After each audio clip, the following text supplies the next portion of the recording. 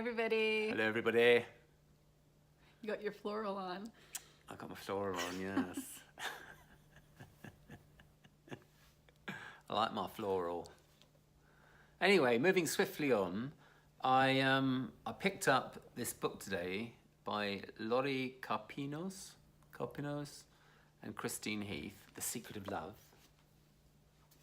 And I started reading on my bedside table. I stole it off your bedside table and started reading it. And then in the first few pages, I guess, I came across this anecdote from, I guess it was a story of I don't know if it was a client. I'm assuming it was a client who, under the auspices of this 3P understanding, was able to look at a situation that I guess had been difficult for her in the course of her marriage, and now was seeing it with a fresh perspective. And it resonated with me because prior to this understanding, I feel like every time we have a fight, I would go to the worst case scenario that I have to divorce you. And but what was so interesting about that is that when I would settle down and come back into balance, and these were words or terms that I would never use way back then, I would always that would be the last thing on my mind. All I just wanted to do was just to be close and connect with you. So that would be a feature of our marriage, for me anyway, at least early on, is that I would go through these ups and downs, but the down was very much divorce and the up was very much, I want to connect and love you. And that was kind of like, that for me was how our marriage looked. And I guess I came to the conclusion that, even when my darkest moments, when I was definitely considering divorce, I would at some point consider, maybe it was when it was getting to that tidal line where I was starting to come back into balance in albeit a very small way. I'd remember that, when I'm in balance, I don't feel that way. So then when I was exposed to this understanding, then it became crystal clear to me that, that it's just really a case of my mood, that if I'm in a low mood, that I really can't trust my thinking in that situation. And that then became an indicator to me that, okay, I'm in a low mood, although I'm not necessarily conscious of it. At the nadir of that low mood, I'm not conscious of that. But I soon come back into that awareness and realize, I'm not going to trust my thinking in this situation. And I've proven it to myself time and time again that when I'm settled, I don't even think of divorce. But it's so interesting that I could go to that place. Yeah. Yeah.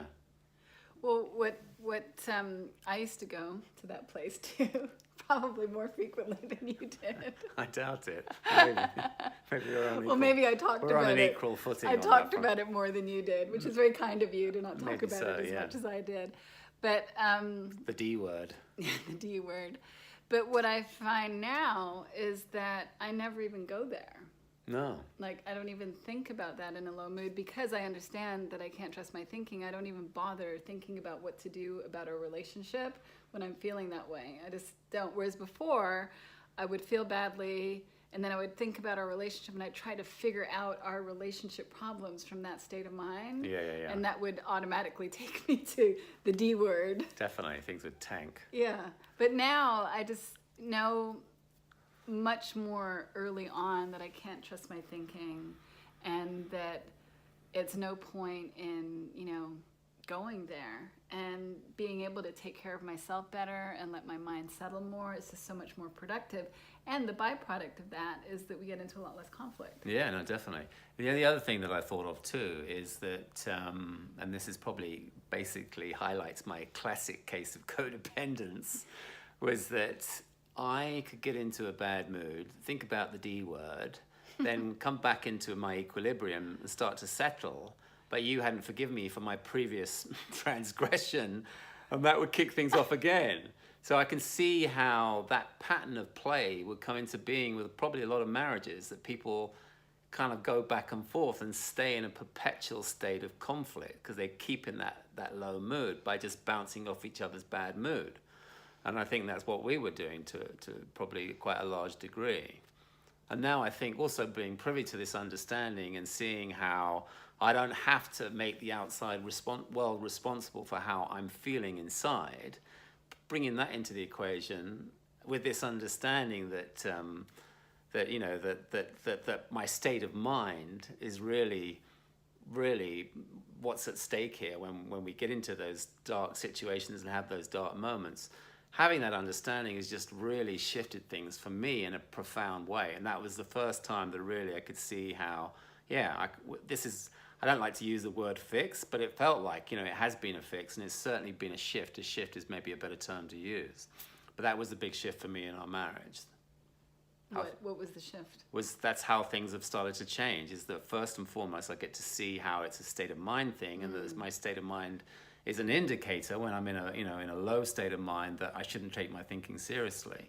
And then added to which, if I was to take your behavior personally, then I'm just becoming a victim. I'm becoming, a victim to the what's going on in an external way, rather than taking dominion of my own feelings and my own experience and seeing it's more from an inside out perspective. Yeah, it is a real game changer. It is.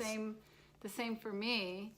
Not only do I not entertain all those thoughts that would end me up at the logical conclusion of divorce, I don't even get there anymore, but I see more and more clearly how my suffering, my emotional upset is a reflection of state of mind, not a reflection of what you've said or how you're behaving or what you did, which before it just looked like you were responsible for how I felt. Like it genuinely looked like that to me.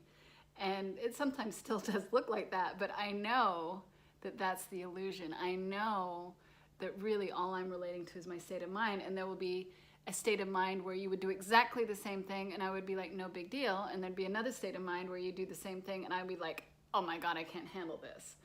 And seeing like, oh, this is about my own resilience, this is about my own capacity to see clearly has just, I think, taken a lot of pressure out of our relationship. Yeah.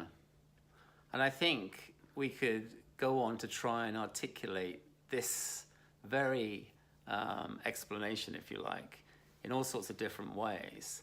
But it all kind of distills itself down to these